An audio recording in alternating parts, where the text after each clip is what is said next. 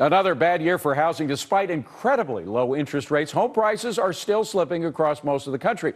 Are we finally poised for a turnaround? Let's ask Prudential Douglas Element VP Dolly Lenz and housing expert and entrepreneur Dani Babb, founder and CEO of the Babb Group. Good to see you both, ladies. Thanks for coming. And these ladies really are the best in the business. Dolly, first of all, we still have another 1 million homes going into foreclosure that are expected to happen in 2012. So when you have that many homes going into foreclosure, I don't see house prices going anywhere but down. Do you? They're going to level off or continue to go down. Pricing, I mean, without some absorption, we're going to be in big trouble. Absorption, by absorption you mean? Volume, some sales volume. Sales volume. Until now, there's no confidence in the market, and volume is showing it. Dani, you agree?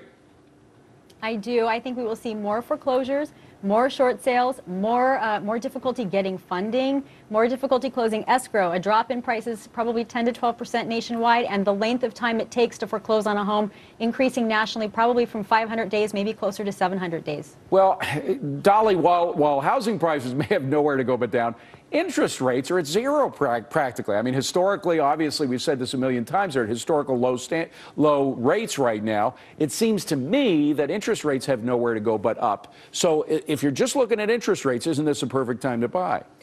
It is a perfect time to buy, but you can't just look at interest rates. You have to look at a buy versus a rent. You have to look at so many different factors, what your confidence is in your employment opportunities and your personal employment picture, your family's picture for the next 10 years. There's so many variables that interest rates really is a small variable. But Dani, it is an important variable. I mean, I used to be told, there was even a calculus, I can't remember what it was, but you can figure out when you combine the low interest rates with the price of the house if you're getting a good deal. And I would think it's a good deal. I would think there are a lot of good deals here, no?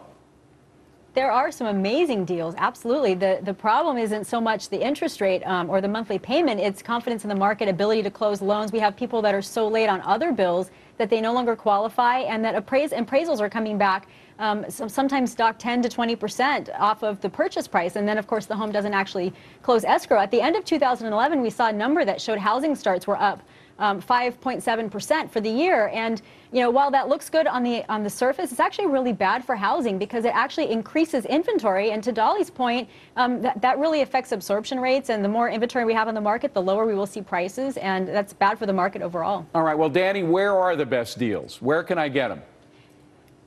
Well, in my opinion, it's in multi-housing residential, where we are seeing rental rates for the last couple of years up 5% per year, and in some places 9 to 12%, and also in no or low tax states, because companies are moving there, and where companies move, jobs move, and where jobs move, people move, which will help stabilize those markets. So we're talking, I would think Texas and Florida would be the number 1 and 2, right?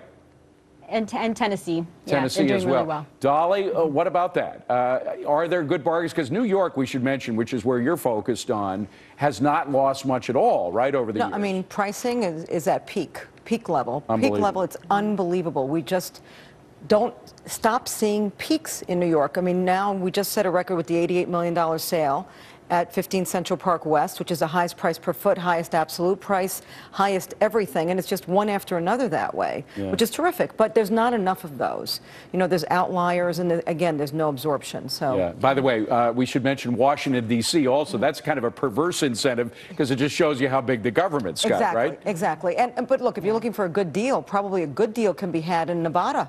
Nevada is so underwater. I'm not sure that if you didn't offer a third of an asking price, you might not get the property. Nevada is so underwater in every way. But if you're thinking of rentals, and I think that's what you're thinking of, Dani, is the fact that if you want to buy a place for investment, you got to think about rentals, and maybe there aren't as many people moving to Nevada right now for rentals. Yeah, that's absolutely true. That's also such an overly saturated market. It was so overbuilt that it is true that we are seeing offers come in at half or less of the asking price, even the bank's foreclosed price. I actually have a relative that just purchased a condo there for 20 grand, and I mean the prices are crazy out in California. Often a lot of the homes in overbuilt areas, 70% or more of them are actually short sales. So there certainly are some deals to be had. It's just a matter of Dani, if you're going to actually. Forgive me for interrupting. I got to ask, are those offers being accepted, those extraordinary offers? In some places they are, and with some banks. The banks that are accepting the offers are usually Chase and Wells Fargo.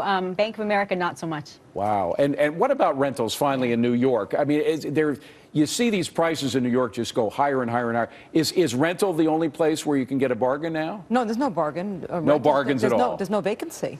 You know, the landlords are as happy as could be. They're the happiest. It's a really Merry Christmas for landlords. Wow. And of course, that tells the politicians, go ahead and keep raising prices. All right. Thank you, gang. Good to see you both. Dani and Dolly, terrific stuff. I appreciate it. Coming up next.